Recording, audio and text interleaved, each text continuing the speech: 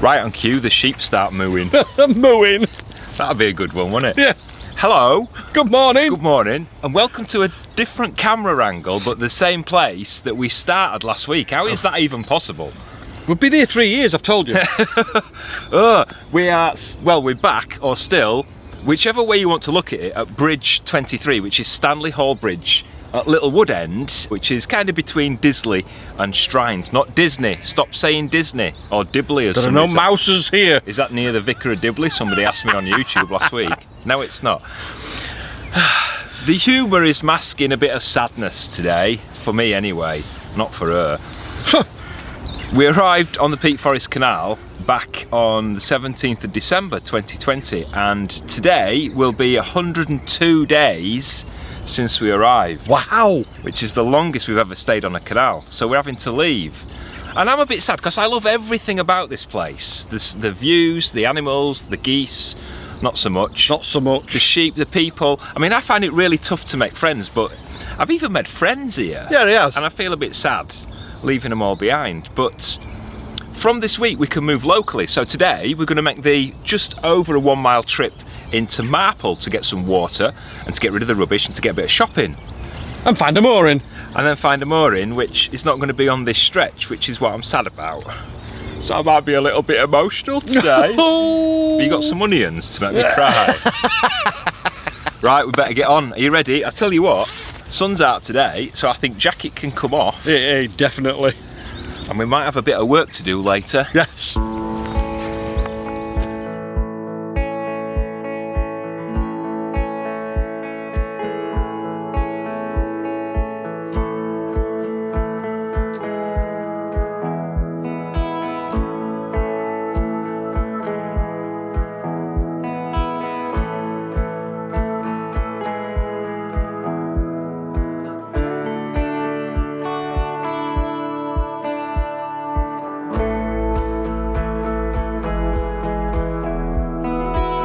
When we do get to Marple, we've got a choice to make of which way we can go. We can go down the Macclesfield or down the Marple locks towards Manchester and the Rochdale Canal. But we can't because there's so many closures at the moment. The Macclesfield Canal's closed because there's a problem with a culvert in Macclesfield, so we can't get through there. We can't get over the Rochdale Canal because there's a couple of stoppages there. There's some bridge damage and a couple of other things. We can't get down the Trent Mersey towards the Anderton boat lift because there's been a landslip. We can't go on the Shropshire Union because there's another quite serious breach there. And the Leeds Liverpool Canal's closed now at Wigan because they think there's a serious leak there. I don't know what we're going to do really. Go on holiday. It's a sign, I think, from the canal god himself, Timothy West, that we need to turn around and come back down the Peak Forest Canal. Or we could do what Jane McDonald does. What, record another album? No, just carry on cruising.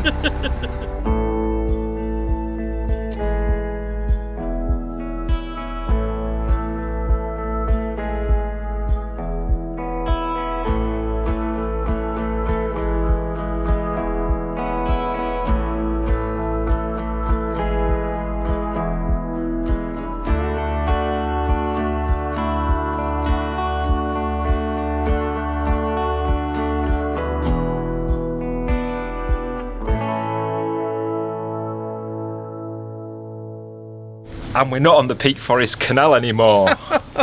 We're on the Macclesfield Canal, although we're back at Marple Services just getting some water and getting rid of the rubbish. Yes. In the meantime, Sean's going to nip to Greg's And Asda. for our 9:30s. 9:30s. And then there's 11s.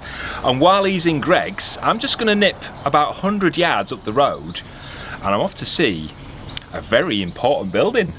Oh, he's told me about this. While Sean's tucking into his steak bake, I'm off to see David and Edwin. They're the owner and manager of the Regency Cinema in Marple. It's one of very few surviving independent cinemas in the whole of the UK. And you know I love anything historical. So they've agreed to show me around and tell me a bit more about this fantastic community cinema.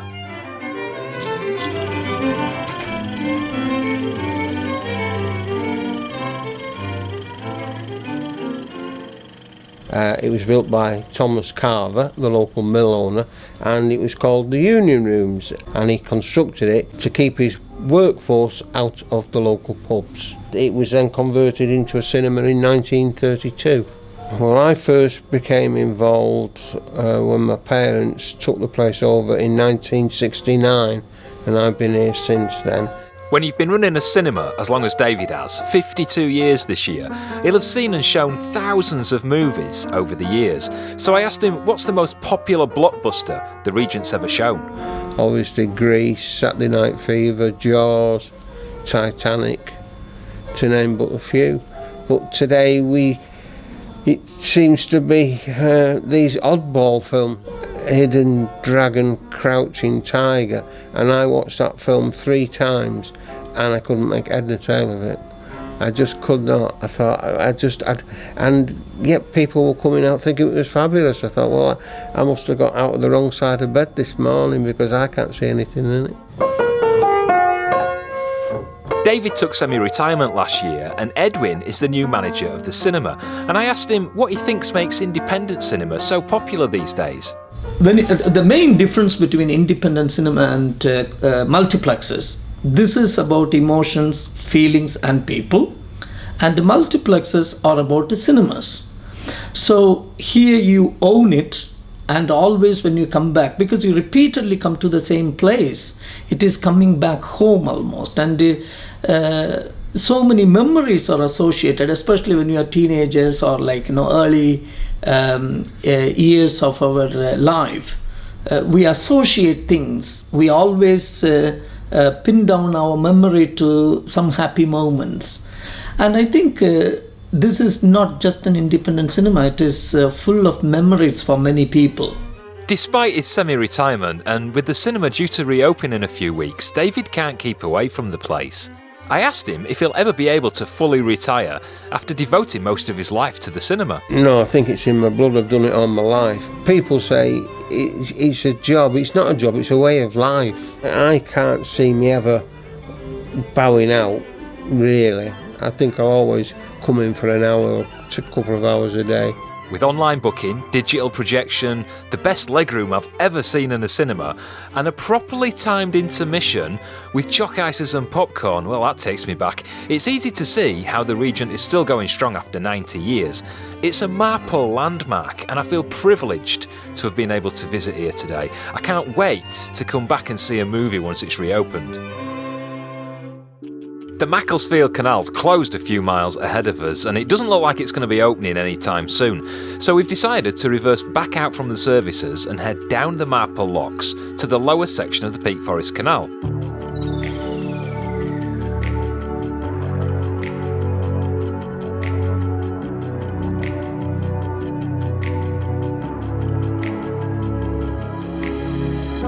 So this is Marple Junction, this is where the Macclesfield Canal meets the Peak Forest Canal. Because the Macclesfield's closed, we're going to have to go down the Marple Locks. There's 16 of them. It carries us about 214 feet down to the lower section of the canal. Now these weren't completed till about 4 years after the main line of the canal had been finished, which meant all the limestone that was coming down from the hills through Bugsworth Basin was transferred just a little bit further down here from the boats onto a tramway in 2-ton iron containers. It'd go down where the locks are now and back onto boats at the bottom of the hill near Marple Aqueduct, which is where we're heading.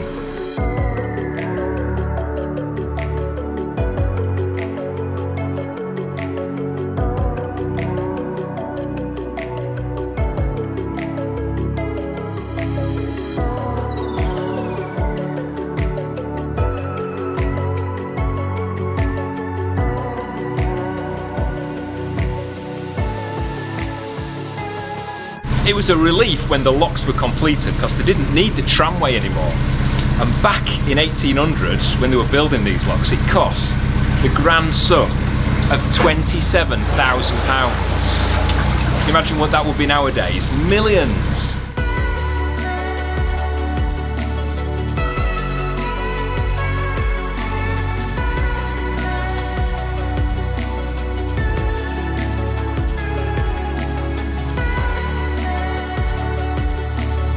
The pounds of water between these upper locks are really short, And the pounds themselves are not much longer than probably 1 or 2 boat lengths in some cases.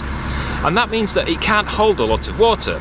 And when each lock's using about 100,000 litres of water, how do they maintain the water levels? Well, in this case, they built the pounds sideways out across from the cut. And that meant it can hold more water. And back in the days when working boats were using these locks, they'd actually queue up, they'd use the like sidings in the canal to queue up to use the next lock.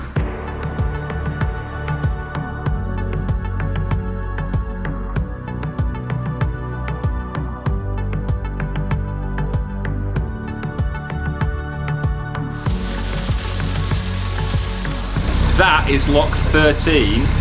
Feel the swaying going on as well. And this is bridge 18, which is officially called New Mills and Stockport Road Bridge. But it's more commonly known as Posset Bridge. You know I love it when there's a story to be told, don't you? Back in the early 19th century, just at the turn of the century, a chap called Samuel Oldknow, who's well known in Marple, who's an industrialist and entrepreneur, brought a lot of work of employment and housing around here. Well, he had a big part to play in building the Peak Forest Canal. And he wanted this bridge completed in time. In fact, more than that, he wanted to be the first boat to go under this bridge and into that lock. So he paid the local pub, the Navigation Inn, to come up with a special brew called an ale posset. And it's made of hot ale, milk and spices. And he gave that to the workmen that were building the bridge as a bit of an incentive to build it a little bit quicker.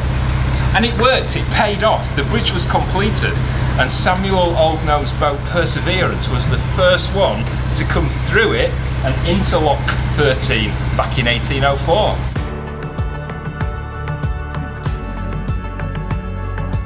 There's 3 arches to the bridges. The middle one we came out of is the navigation arch. The one on that side goes to the old lime kilns, or it used to do before it was filled in. And the one on that side, the tiny little one, is the old horse tunnel. And the boatmen used to disconnect the horses from the boats, walk it through the tunnel under the road, and then meet the boat at the other side, at lock 13. Speaking of locks, I've got lock 12 to do.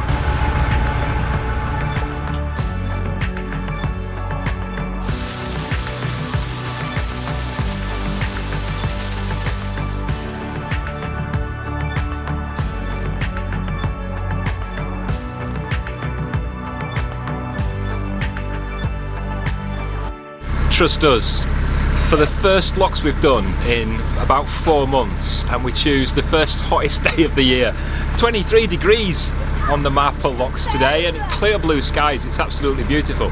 First time we've had a sweat on doing locks in months. Between locks 10 and 12, we're at number 10 at the moment. Behind us is Memorial Park, and it was gifted to the people of Marple in memorial to the 141 Marple men who died in the First World War.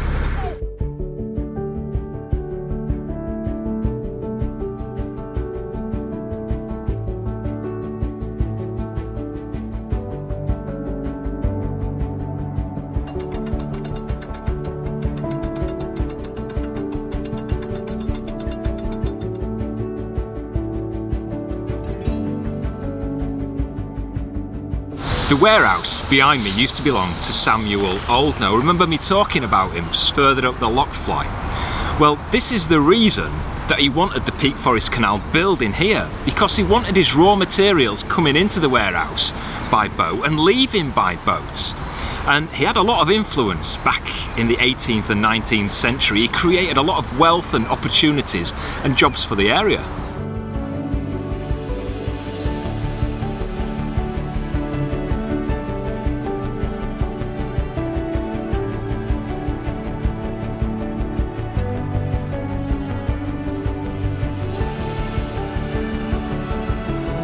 We're at lock 8 and we've got a bit of a delay.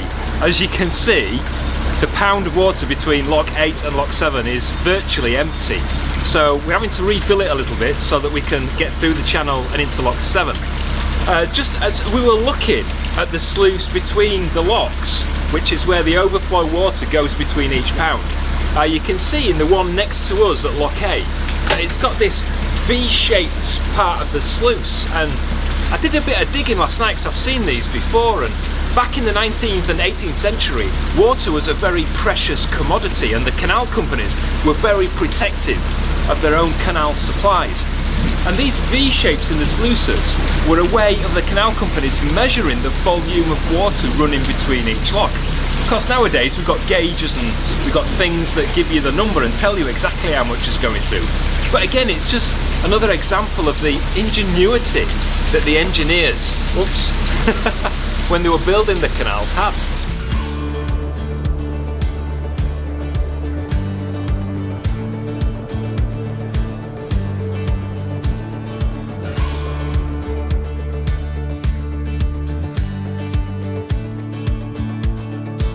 So we've emptied most of the contents of the pound above Lock A into Lock 7, which has filled it up.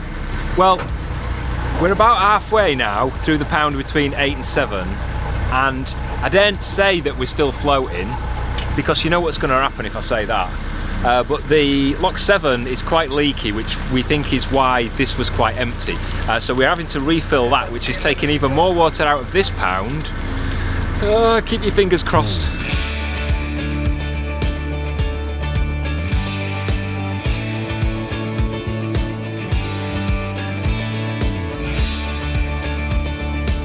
Just a few metres underneath us, between Lock 4 and 5, is Marple North Railway Tunnel. And it was built about 65 years after the canal was built. So you can imagine how nervous the engineers digging the tunnel would have been, knowing that the canal was literally a few feet above their heads. Luckily, everything was all right.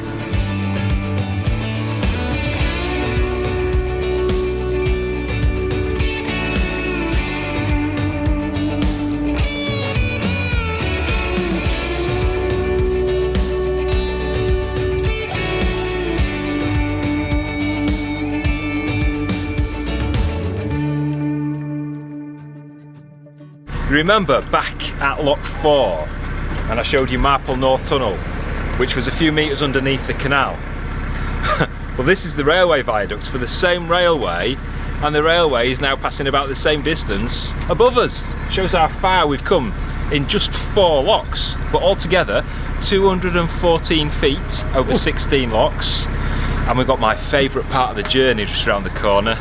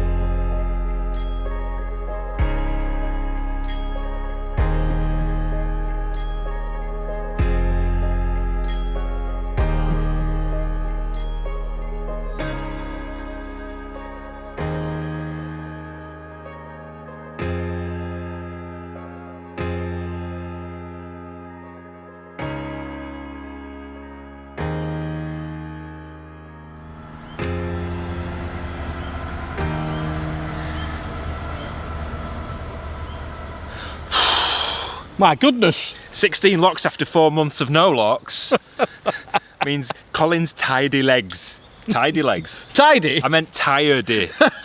Can't even spell it. I got a copper. We're here. Where are we, honey? It's been that long. Marple Aqueduct. We're at Marple Aqueduct. There's the aqueduct. There's the railway viaduct, which I'll tell you a bit more about next time we see you. We're a bit tired now, after 16 locks, and it got a bit hairy about halfway, didn't it, when we found an empty pound. The empty pound. But luckily the CRT men helped us out by saying there's an empty pound there, and then going off for the tea. And they went.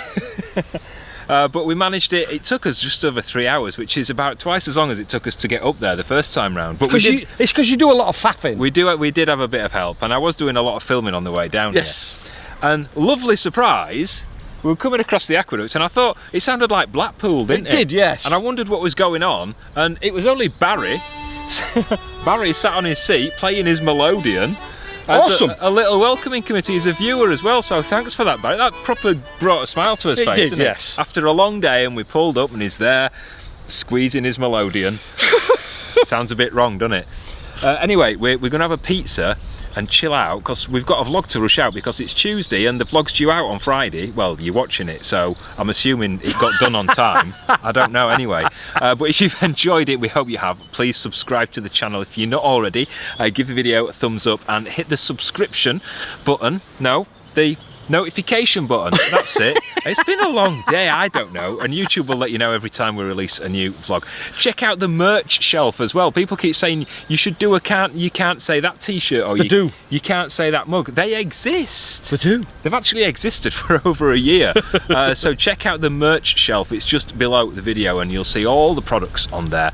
I don't know if that's if you're watching on all platforms. I don't know about platform 6A in Birmingham. I don't know if it works from there. It might just be on a computer, I don't know. I need a drink and some cherry coke, I think. You've got some. Cherry coke and a pizza. We'll see you next week. Take care of yourselves. Bye-bye. Ta-ra.